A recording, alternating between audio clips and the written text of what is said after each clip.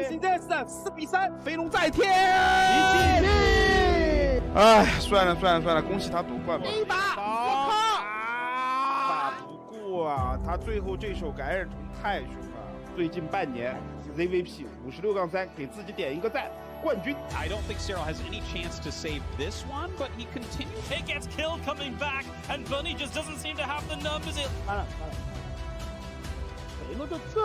Didn't even notice the Liberator in the main base, I think. So many probes are going down right now. Oh my god, they're trying to get back, but they can't, and so many are picked up. A big clump here from Curie. Tries to split everything up. Giant force of Fadelings rolling in and clearing the hell. That's massive. Clum! Mario is once again. Cyril did it all, and he is a well-deserving champion.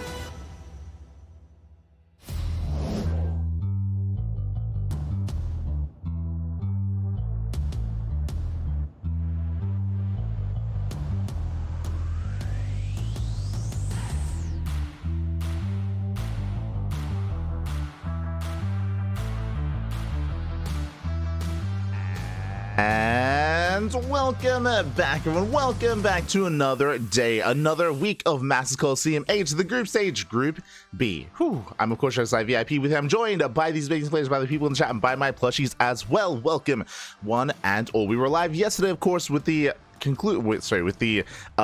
beginning of Group B, and now we're here for the conclusion. We have 3 matches here tonight, 3 best of 3s. We have Rogue versus MaxPax, Raynor versus Skilless, and Raynor versus Rogue. Whew. Let's go. Let us go. Oh my god. So we have a banger of a turnout here tonight. As always, from Massive Coliseum, again, the best of the best players in the world are all facing off here and now before you. And we'll see who can make it out of the group. Oh boy.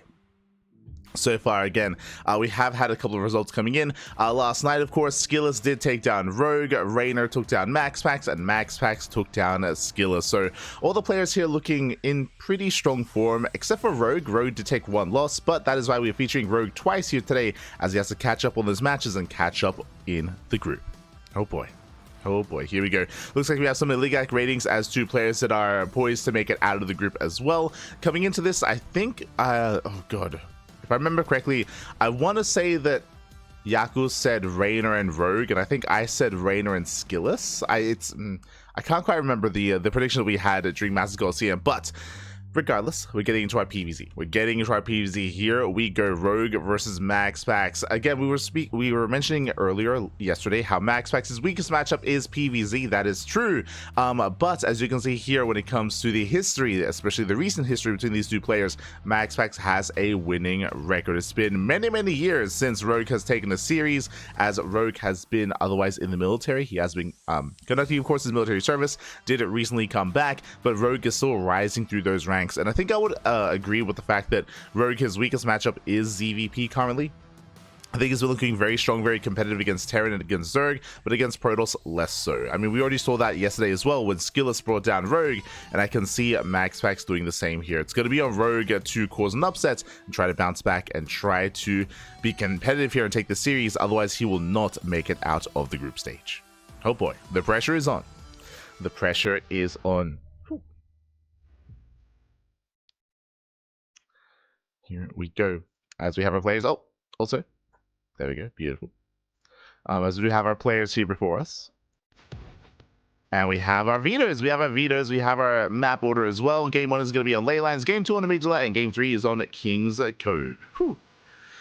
Let us go. And again, the pressure is very much so on Rogue. I feel like if he has any special builds, any special styles that he wants to bring to the table, it is meant to be here and now.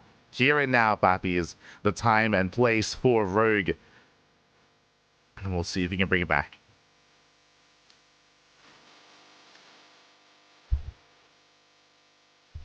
Who's strong versus Protoss right now is Zerg. I would say Raynor. I think Raynor is quite confident with his ZvP.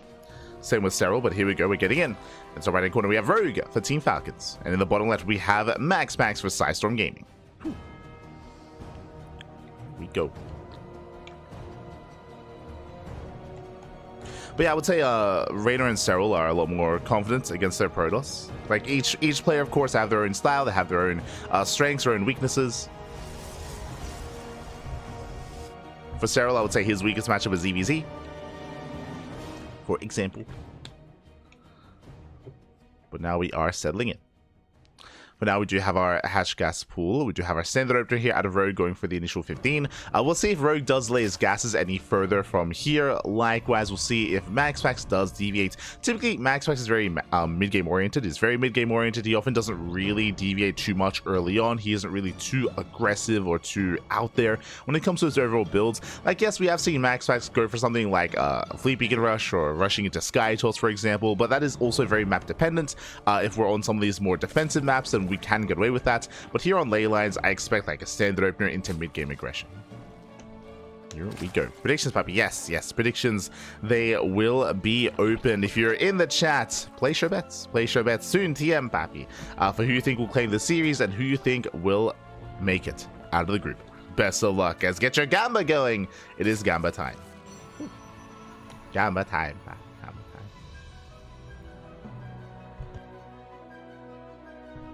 Here we go.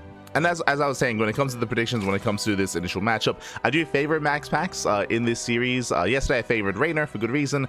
Here I do favor MaxPax, which is also why I was trying to emphasize that I feel like from the side of Rogue, like here and now is a time where we would need him to kind of whip out any kind of like preparation-based build. The reason why I say that is because Rogue's ZvP has been very samey. It's been very samey. We've been casting a lot of Rogue against players like Skillus, against players like Hero, against players like Classic, especially amongst the Korean Protoss players, and Rogue typically goes for the same style. Usually the go-to for Rogue is standard opener into a third base, into Ling Hydra, into Lurker Tech, playing very defensive until he can embrace Lurkers, and that's typically where he thrives. But getting to that point can be quite difficult, especially if your opponent is more assertive and is more aggressive and is able to punish you on your way there, or beat you to that tech and beat you to even Sky Toss, for example. So we'll see. We'll see how Rogue does approach this. You could argue that Rogue is very similar in his ZvT as well, where that's also kind of like his go-to, where he plays like pretty defensive and pretty safe in the lead up to Lurker Tech. And I don't think I could necessarily like say anything against that. Like I think Rogue he's very much so that kind of player, at least in those two matchups, more often than not. But we'll see if we can get there. Shall see. For now, it is going to be a Stargate opener into an Oracle. Stargate to Oracle, 2 Lings, they do slip in, they can threaten the mineral line. MaxPax shouldn't be losing any probes. It should be fully back preserving his workers. Likewise, does take down a tumor. So far, does control well, does lose a little bit of mining time in the natural, but not much more than that. There's the NG overcharge, and now MaxPax can be active on the map. Let's go. Can move out.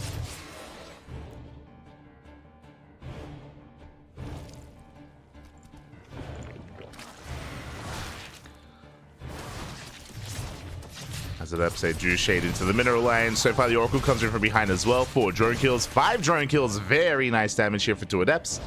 2 Adepts for 5 drones. Behind this, more Oracles are on the way. And MaxPax is just gearing up.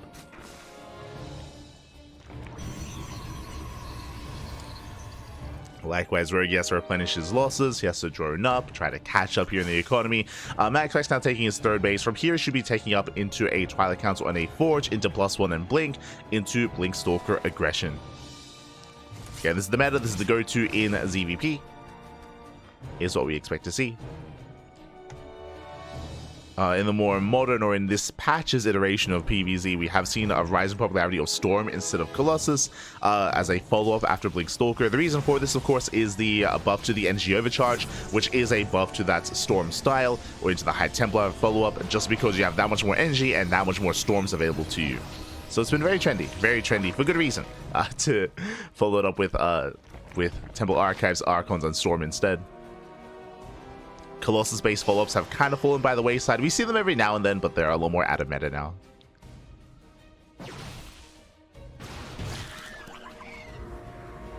We'll see what MaxPax does go for.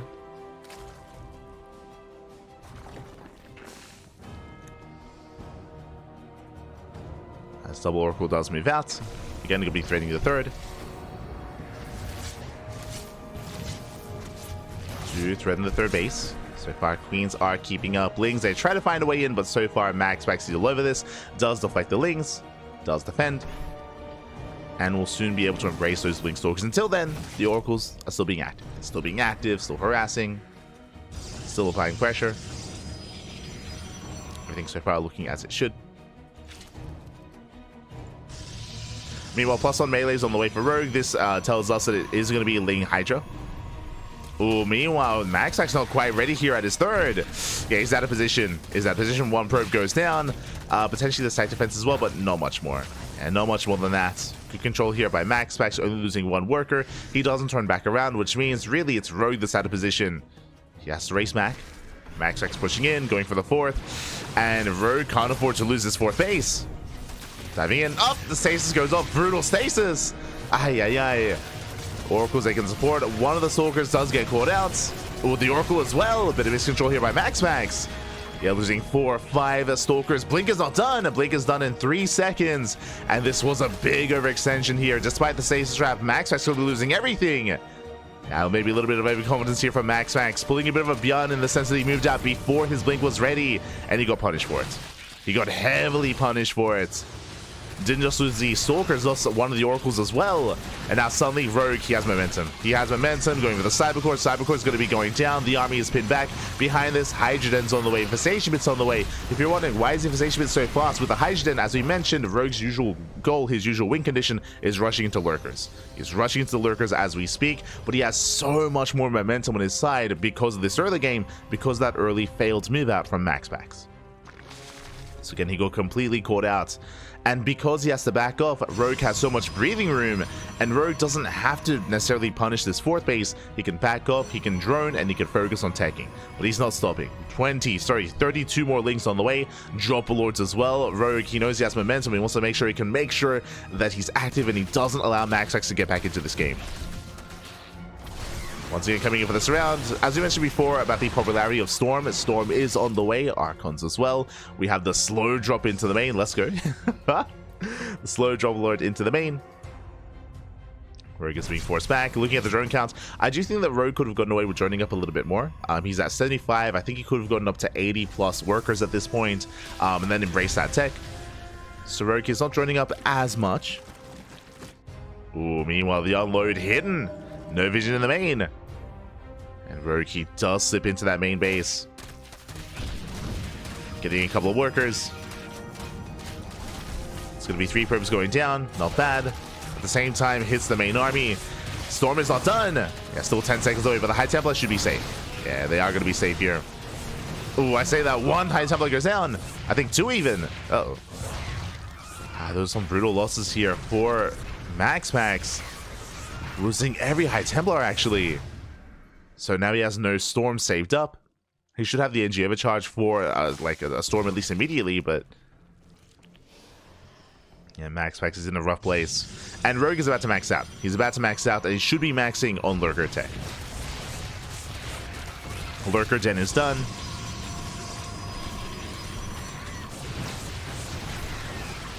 We go High Templar, just did morph in. That's 5 High Templar. Each is going to have 1 Storm, at least. We do see Rogue pulling him apart, catching out Zealots. Not a bad trade here for Rogue. Gets into the mineral line and picks up a couple of probes. 2 workers. It's something. Tries to borrow, but there are cannons in position.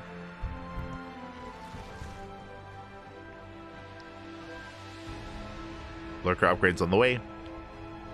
Night Swarm as well. Oh, and Rogue, he's on a bit of a timer here. This is why I was really concerned with his lack of droning. Skytoss is on the way, and Rogue, I don't think he has enough Lurkers here to actually break through. Not yet. Things are coming from behind.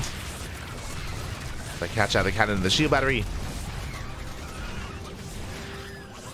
Some decent pickups here by Rogue. But again, MaxPax, Skytoss is on the horizon here. And Rogue, he needs to strike before Skytoss really comes into play. There we go, 2 more Stargates, 3 in total. Another link drop into the main. He's forcing MaxPax to throw down more cannons, more side defense. This is some nice invert damage. Nice. Dropping back in. The lurker count is getting higher. Getting up to 10 plus lurkers. I want to say 12. Nidus into the main. Uh-oh. And again, MaxPax, I don't think he does have vision. Whew, that was close. Oh, Stargate goes down. But thankfully, the Nidus is going to be denied. Lings they bar in the main, barely out of vision of the cannons. Massive Dune drop into the main base as well. Oh, the lurker is also on the way. I mean, this one position here has been abused so often here. MaxPax, finally, he was forced to throw down a pylon and now positioning some stalkers. But it took far too long. The damage has already been done. Meanwhile, MaxPax is distracted towards the left, going for his own massive charge dot run by. Those also have potential to bring down a base. Likewise, though, the June drop into the main. And Nidus Storm as well.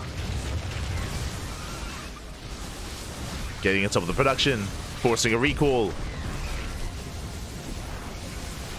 And the lurkers, they can trade well here. There are lurkers backing him to defend as well.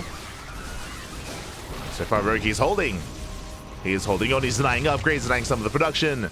And he's pulling MaxPax apart. His main army just now rotating into the main. Zealous, I do find another expansion. Somewhat. But again, he cannot fight the lurkers head on. Yeah, and Rogue, he is doing is pushing further into the main base, getting on top of the Tempest.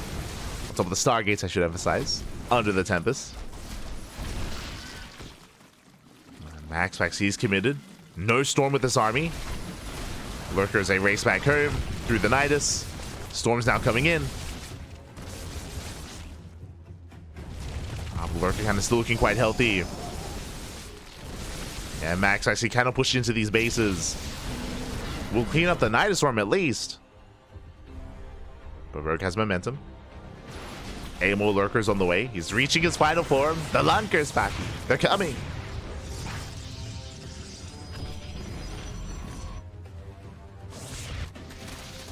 As things they peel off towards the 4th. Get on top of the 5th. Nice snipe on the High Templar. High Templar goes down. So does the 5th base. And Rogue, he's just everywhere. Lings in the forward bases. Nidus Storm into the main. And the drop lords as well. He doesn't stop. He keeps going. Sky just army moving out of position. Dealt with the Nidus. Now here come the drop lords. Likewise, thankfully, Rogue is taking up. We have a Spire. We have an Ultra Cavern. He's fully aware that the Tempest army is slowly getting larger. He's getting ready for it. Lings, they bust into the main.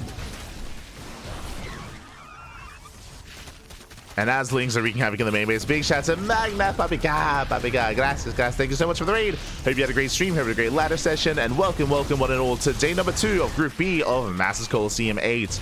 We're still in our first series. We're still in our first group. Sorry, first match even. Of Rogue and MaxPax. Still in game 1. But Rogue did gain a lot of momentum early on, and with that was able to take a lead, deny bases, deny mining, and MaxPax has been unable to recover.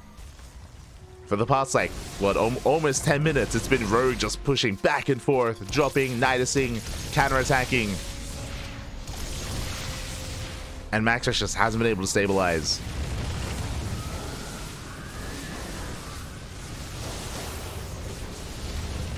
Do get a cloak being activated. No detection here for Rogue. MaxPax is holding on, forcing back the main army. Does force him back. Overseer coming in. Ling run by as they just keep going. That's a lot of stack defense. That's a lot of cannons. But the drop lords are still alive. They keep going. He just keeps dropping. Let's go. He's doing his best Terran impression.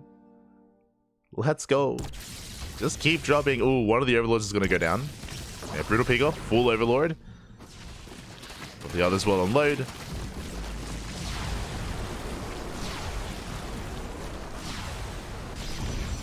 Likewise, Ling's trying to catch out the High Templar. He gets one. One High Templar goes down. The Immortal as well. Ling's a dive in the production. Ooh, nice cloak. Does save the base.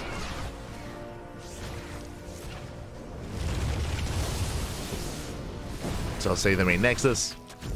But Lynx, they're still wreaking havoc. They're still finding damage. 11 probes go down. And MaxPax, he's stuck on 47. And again, MaxPax, he lost his forward base as well. He lost his fourth, lost his fifth. MaxPax, he's stuck on a 3-base economy. He cannot afford Sky Toss. Like, he has the tech, but he doesn't have the money for it.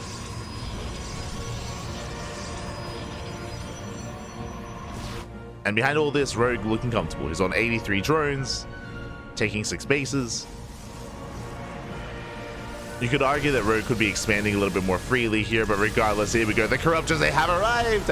And now finally the Tempest is going to be going down. There is no answer. There is no answer to the Mass Corruptor. There's 2 Archons, there's a couple of Storms. And GG gets called. Rogue, he snowballs out of control, and Rogue will take game number 1. Whew. GG. GG, well played. An intense game 1. For those that weren't here for the start of it, essentially, MaxPax did, he was a little bit too excited. He overextended. He moved out initially with +1 and no blink. He moved out, like, I want to say 20 seconds before blink finished with his stalkers, and he lost every single stalker. He lost every single stalker as he moved out because he got surrounded, he got called out, and blink was seconds away from finishing. By the time blink finished, he lost everything. He lost all the stalkers. That was the moment that Rogue gained momentum. From there, he was going for non-stop blink floods towards the third base, towards the main. He was going for drop play as well, and MaxPax was never able to recover from that moment. That's kind of the reality there, is that he lost map control, lost momentum, and Rogue never let it go. From that moment, MaxPax, he was struggling to keep up with the army, with the movement, and GG, well played. Whew. Again, intense game 1 there out of Rogue. Was an intense game 1, and with that, Rogue takes the lead, and now we're getting into game number 2. Let us go. Rogue always looks so happy. Yeah, it's Rogue. Let's go.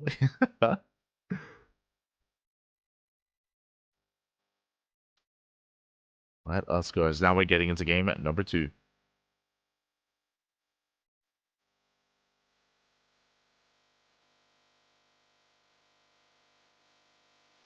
Clearly, those plush toys are the real casters. The human on screen is just an image. You're not wrong. You know what? This is AI, Pack. This is AI.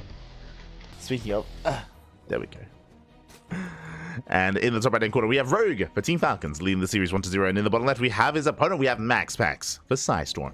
Down in the series. Let's see if we can bounce back and force the ace match as we load it into Amygdala. Now, what I will say, especially against this more Ling harassment heavy style, is that it is more difficult to pull off that kind of aggression on Amygdala. I mean, there's a bit of a give and take here, but it is more difficult to be aggressive just because of how long it takes to rotate from one side of the map to the other.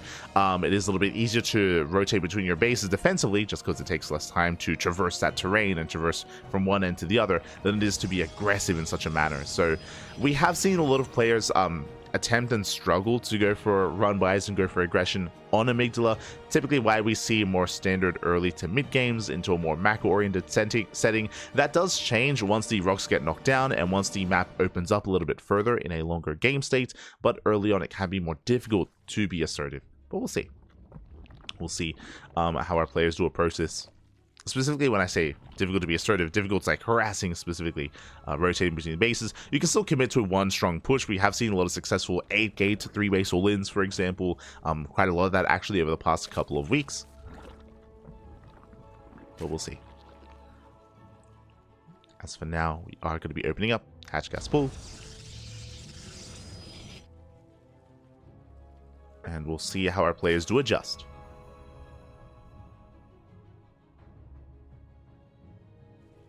We go.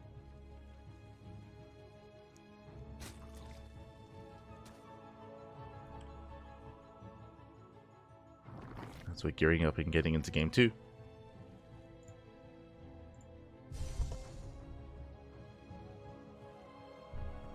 And it also shows, especially at this level of play, you cannot make those mistakes. You cannot make these mistakes. You can't be caught out like that and lose that much supply that early on. Not against Rogue or against MaxPax, as you will be punished. As once again, it is going to be a Stargate opener out of MaxPax.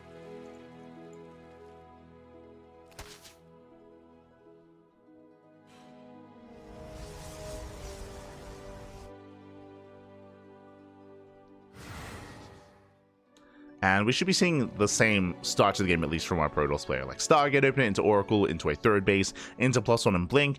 But I would imagine that MaxPax is going to be a little bit more careful when it comes to his move outs. Much, much more careful this time. Make sure he doesn't get caught out. Or just he delays his push and waits for his upgrades.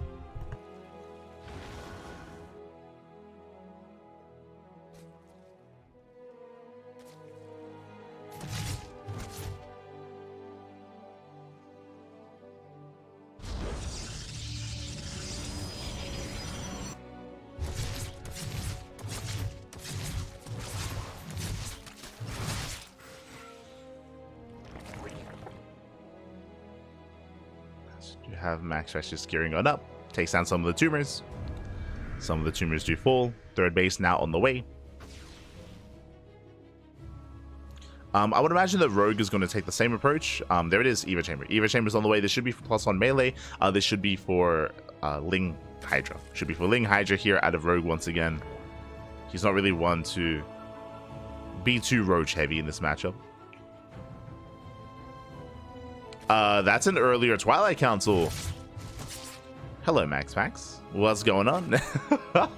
Okay, so MaxPax is deviating. Straight away, Twilight Council. Now, this could be one of two things. This is either going to be early Blink for an eventual 3-base all-in, or this is going to be for Glaive Adepts instead. But again, this Twilight Council is much earlier, and there is no Forge. So there's no upgrades, there's no longevity to this kind of build opener that MaxPax is going for. So it's going to be much more assertive, much more aggressive. Again, two options, Glaives or Blink. Which is it going to be? My eyes are glued. There it is, Glaives. Okay, so it's gonna be that Stargate opener into expand into Glaive Adepts. Now, this is designed to punish a player that is skipping roaches, but as we can see, +1 range is on the way, and the Roach Warren has been thrown down. Ay. Now, if Rogue had done the same build as last game, which was Ling into Hydra, then he'd be in trouble. But because that Roach Warren and because of +1 range, this tells us that Rogue does plan on making roaches, and that's going to be ideal against the Adept Aggression. Oh boy. Overlord comes in for a scout, and the Overlord should confirm. Like, how do you confirm this? Not just the research in Twilight Council, but the lack of Forge. Lack of Forge is going to be the tell. And I believe Rogue sees everything in the main. Yeah, now we get the delayed Forge. Rogue does scout it. He is now aware. Sees how late the Forge is. And you can see he's making roaches. Yeah, he's making roaches as we speak. You can see Rogue, he cuts workers at 55. That is less than 3-base saturation, just to make sure he has roaches. And here it comes, the Mass Glaive Adept. Now, knowing is half the battle. Sure, Rogue knows what's going on, but can he defend? Can he survive? Can he weather the storm? So MaxPax, he is amassing his army. You can see Rogue fully walling off at his natural. MaxPax, he wants to knock down that wall, though. Yeah, he wants to, and he will. Wall gets knocked down. Slowly making his way in. Stage trap goes off. Oh, and that means that Rogue cannot chase through. He's got a hard time chasing him down. Boy's being pulled away. Adept stays shade into the main, but Rogue, he was quick to pull away. Only 2 drone kills for now. Oh, but that is quickly stacking up here. 5 drones, 7 drones going down. That is arguably too much already here. As we head in towards the third, and we're getting even more drone kills. Nice Eva Chamber block. Very nicely done. Okay, 8 drones. 8 drones going down. Now, what's important here is that there's no lair, there's no roach speed, there's no counterattack. Does Rogue push out regardless? Or does he just macro up from here? Yeah, he's droning. Okay, he's droning 12. 12 drones going down. Like, this is what's brutal about this kind of Glaive Adept aggression, is that it only takes 2 Adepts. It only takes 2 Adepts to wreak havoc and to kill a mineral line as they one-shot workers. So it can be very unforgiving. And with that, MaxPax takes the lead.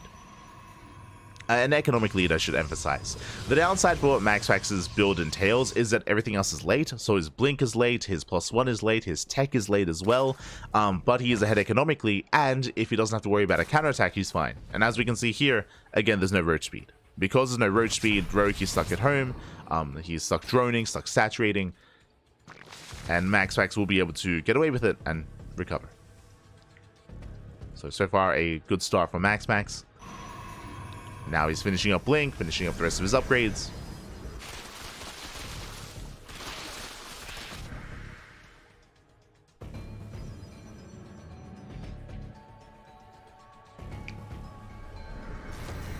And now it's time to counterattack. Getting as good as Mass Wing Stalker. Templar Archives on the way for MaxPax. That'll be for Storm, for Archons, for Chargelts as well. And unlike the previous game, this time MaxPax has momentum. He has momentum, he has Blink as well. Adepts a shade towards the natural. Keeping very busy. And MaxPax, he's trading well against these roaches. Trading very well. Shaving off roaches. Very efficient trades here out of MaxPax, pulling away. And again, this is the game that MaxPax wanted out of game 1.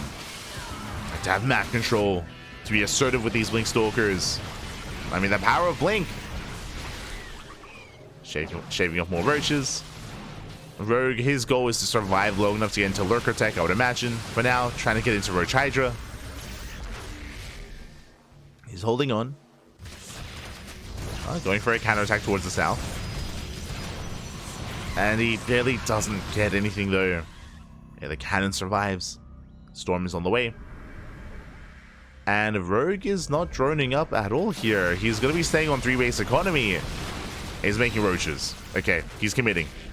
I was curious because if you notice, there's no infestation bit. There's no infestation bit, there's no lurker den, there's no hive. Rogue, he's staying on the lair tech and he's maxing out on, or looking to max out on Roach Hydra. So he's going for an all-in. This is basically a 3-base all-in out of Rogue as he's stuck on 65 workers. He has no longevity in this game either. MaxPax is taking up. MaxPax is getting a 4th base, Storm, +2, probing, 75 workers. Like, MaxPax is getting ready for a longer game, and Rogue, he's committing. I do like this from MaxPax. He's just throwing down a wall of site defense, at least at the 4th. Cannon, shield batteries, High Templar. He's pretty well fortified there at the 4th base, but Rogue is pushing towards the natural. Storm is done. This is for Storm. The first of many. You see Rogue trying to go for a split push, trying to pull his opponent apart. Ooh, Storms are going to be popping off. Brutal Storms on the Hydras. And the Roaches as well. Rogue has to retreat. No more Storms. Zealots here towards the main. Warpins are finishing. And yeah, Rogue, he's not getting any ground. He's being broken. MaxPax, he defends towards the left. He defends towards the right. He counterattacks across the map. And Rogue, he's falling apart. This all-in, I mean, it's all he had. Especially after the rough start, after losing so many drones.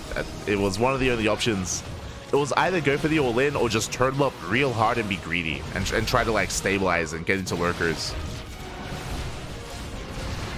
Both would have been rough. And MaxPax is pushing it from both sides, from both ends. Guiding back. Moving out towards that natural. Again, MaxPax takes that supply lead. Bearing in mind, Rogue also has inflated supply as well because of the roaches. So it's looking even more bleak here. A nice Storm. It takes a long time to reinforce, so MaxPax, he is overextending here, losing out his High Templar and some Immortals. So MaxPax has to calm down. And again, he's taking. Working towards the Mothership. Sky Toss. All going to be on the way.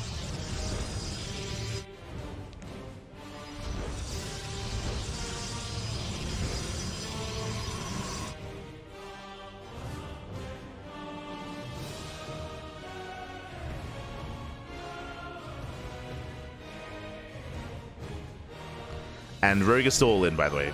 This entire time, for the past like 5 minutes, if you remember, we were talking about how Rogue, he was 3-base all in, he didn't make any workers, he was stuck on 65 drones. He still is. Like, like Rogue, he has not droned whatsoever since then. It's all or nothing. Pushing in, takes some massive storms to the face. Only one Immortal with this army. At the same time, MaxPax pushing in towards the north. And Rogue is gaining ground. He's getting on top of the 4th base. He's breaking through. He's going to take down the expansion. At the same time, though, he also loses his own 4th, trading a base for a base. A 4th for a 4th. And MaxPax is already expanding. He's already taking another backup expansion. Stasis going up. Like, this is okay damage out of Rogue, but remember, he needs more than this. His goal is to end the game, not just to kill a base. He needs more. does need more than this. As his Roche's reinforcements being stuck back at home. Oh, Miles, they take down the observers. Let's go. Rogue now down to 58 workers, leading out more roaches to the zealots.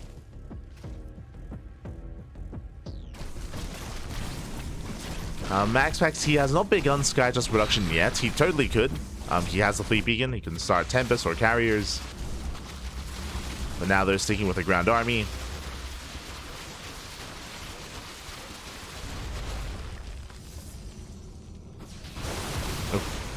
I mean, regardless, he's going to be quite successful with it. It's fine. Perfectly fine. Again, MaxPax has nothing to worry about. Like, there's no lurkers that he has to be concerned by, I mean. He can just push in.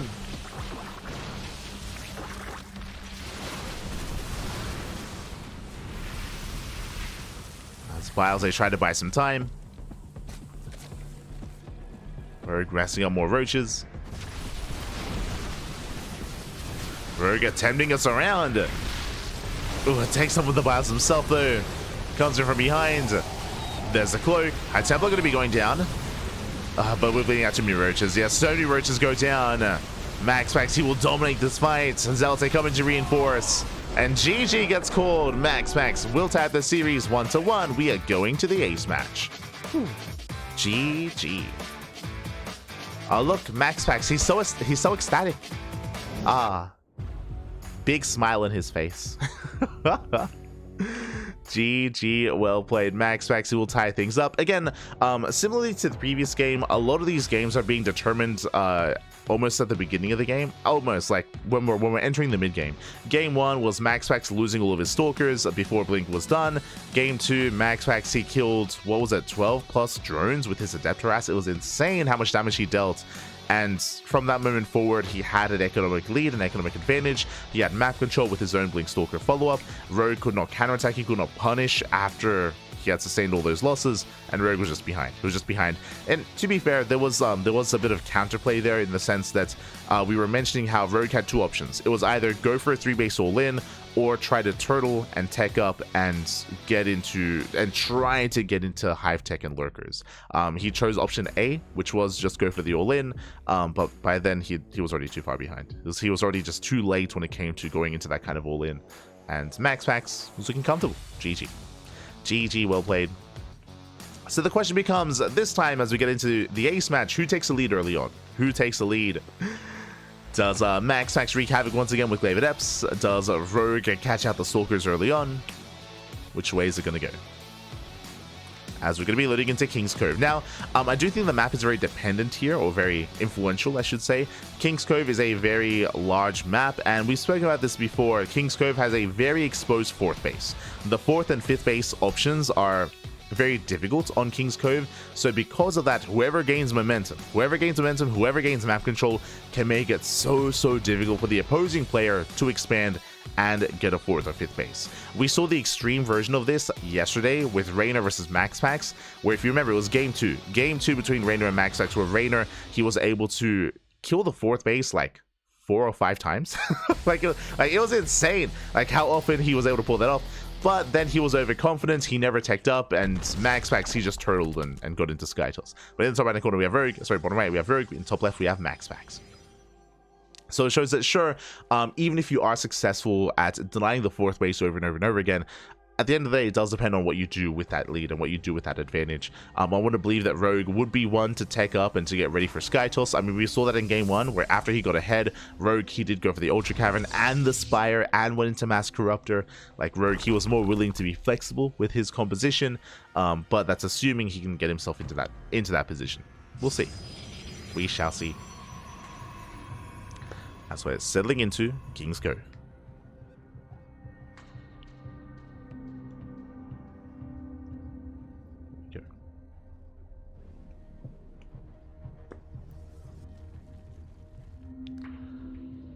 As from here, we are going for what looks to be a gasless opener. Okay, I'm still on the fence about gasless openers in this matchup, I'll be honest. But Rogue is going for a hatch pull into, I would imagine, earlier hatchery opening. Okay, there we go. Gas now being taken. But there's a bit of a give and take here. On the one hand, Rogue has earlier queen production, earlier queens, and earlier lings, and earlier drones as well. The downside is that Rogue's gas is very late. That means that ling speed is going to be much later as well. If MaxPax realizes what's going on, he can be more aggressive with Adept Harass early on, knowing that ling speed, the punishment for speedlings, is going to be far more delayed. So we'll see how MaxPax responds. We'll see if he is a little bit more assertive with those adepts. So now we are just droning up. I mean, I guess you could argue you can get away with this opener from Rogue just because of how large the map is. I mentioned before, the rush distance by ground is longer on King's Cove. So he might just be feeling confident that he can get away with it. Once again, Stargate opener out of MaxPax. So Stargate into Oracle into a third base. But really, it's about how we get into the mid game. How do we get there and who gains that map control?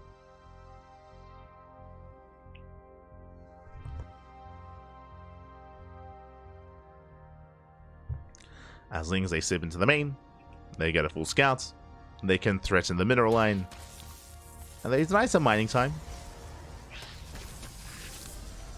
Just being as annoying as possible. They shouldn't kill anything.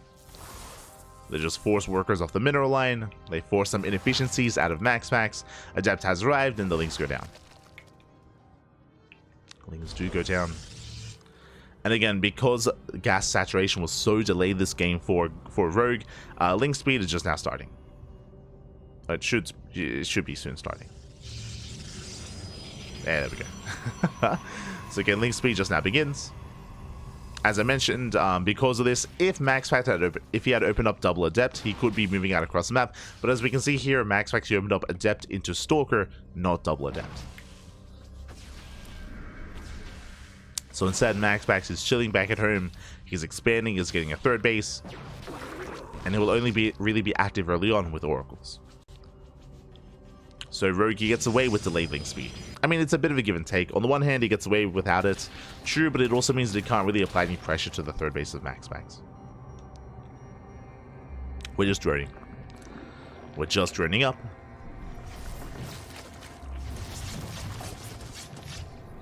MaxPax getting 2 drone kills. Not bad.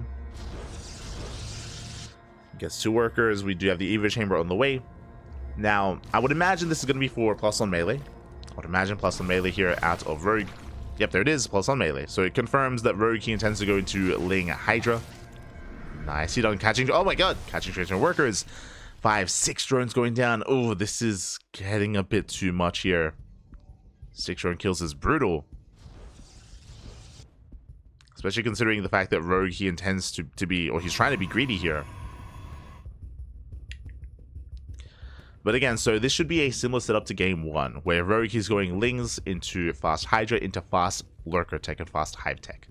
That should be the goal. And then once he gets into Lurker Tech, his goal should be to deny the 4th. That's when he can start denying the 4th base over and over and over again. We'll see if he can get there. It's going to be on MaxPax to vie for map control. Forge on the way, Twilight Council on the way. Getting to +1, and Blink.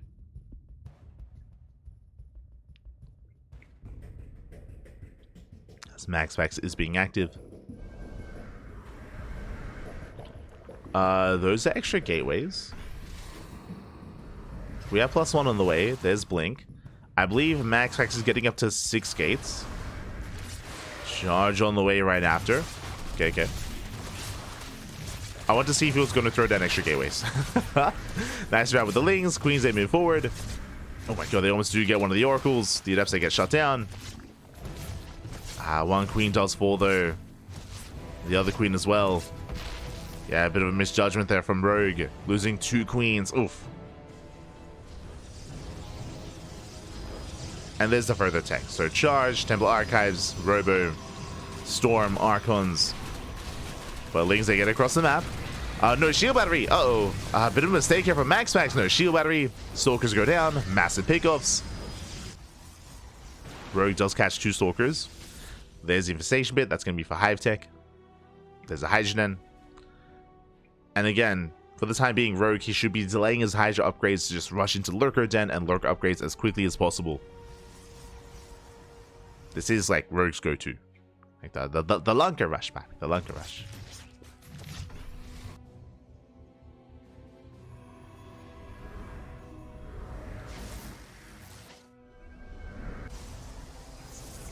It's what he does best. Let's get the Overseer Scouts into the main. Ooh, now talking about rushing into Lurkers, I believe MaxPax is going to be the first to move out. War Prism's on the way. This tells us that MaxPax, he intends to push with Charged Archon. 4th base is on the way as well. But if Rogue is too greedy, then he might be caught out here. Yeah, here comes a move out. This is designed to punish a Lurker rush. And remember, there's no Banelings. It's only Ling Hydra. No Roaches either. So this is going to be a tough defense here for Rogue. Likewise, he's supply blocked. Ooh, 4 Overlords on the way. They're just not finishing up. He needs Hydras. He needs as many Hydras as possible. More Lings as well. MaxPax is going for the kill. And he needs to get damage done here. He needs to trade well, maybe even break a base. Lings just try to engage. Hydra's pushing in. Nice control here, baiting out that charge. Yeah, the charge gets wasted. Queens move forward. And so far, just a really good transition here, or really good response by Rogue. So Rogue, after he realized how much danger he was in, he delayed Hive. He did not throw down the Lurker Den, and he did not start the Hive. He just started the Hive once he realized he's safe. Like, after he defends, then he starts the Hive, and now he's going to be working towards Lurkers. Oh my god, even going for Dropper Lords. But again, this was only after he confirmed that he survived. Whew. If Rogue had blindly gone into the Hive and blindly thrown down the Lurker Den, he'd be dead. It would not be pretty. So now he's taking up. Now he's made it through. Yo, contamination on the storm. Let's go. The contamination. Storm is denied. And here come the Dropper Lords. Overlord speed is almost done. At the same time, MaxPax going for the drop on the right hand side. Going for the natural. MaxPax still moving out. Now, what's a little bit scary here is that the question becomes, is the Lurker Den too late? Because yes, we did delay the Lurker Den, but it's just now being thrown down, and now Rogue has to try to survive without Lurkers, and that's a hefty army. Prism goes down, no more reinforcements, Dropper Lords are empty. I mean, they have to be empty. MaxPax is pushing in.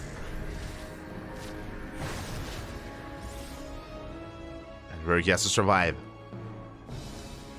Lurker Den is almost done. He has to buy a little bit more time. Rogue gets supply blocks. 6, 7 or more Overlords on the way. Hive is done. Hive upgrades on production as well. 9 Overlords on the way. Jesus. Oh my god. That's a lot of Overlords.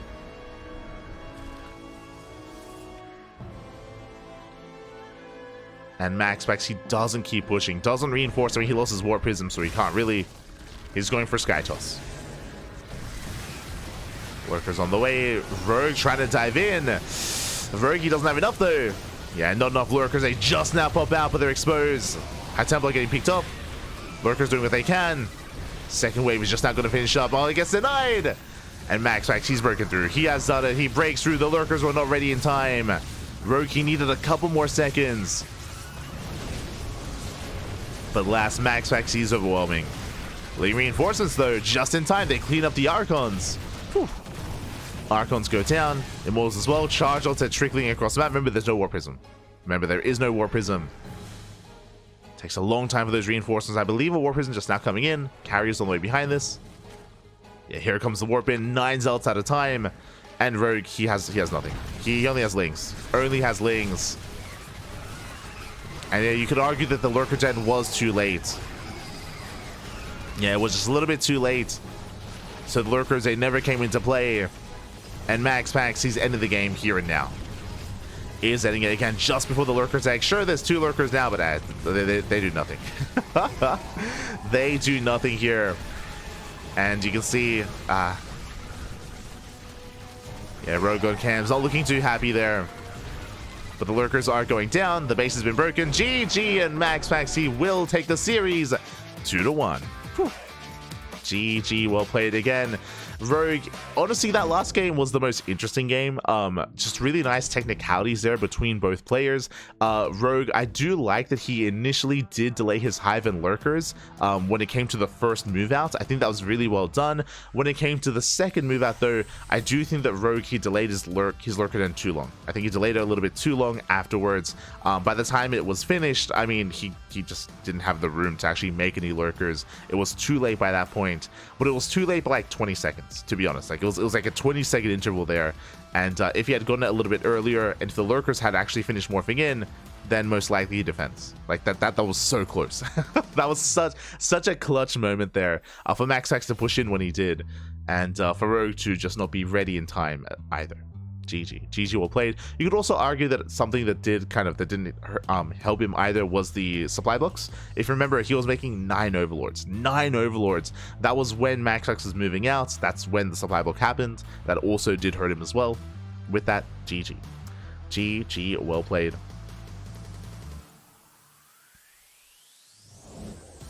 And now we're getting ready for our next match of the day. Getting ready for our next match here. Which is going to be Raynor versus Skillus. Until then, though, there we go. Until then, we're going to be going on a short break. We're going to be going on a short break. When we come back, we'll have our next matchup. See you soon.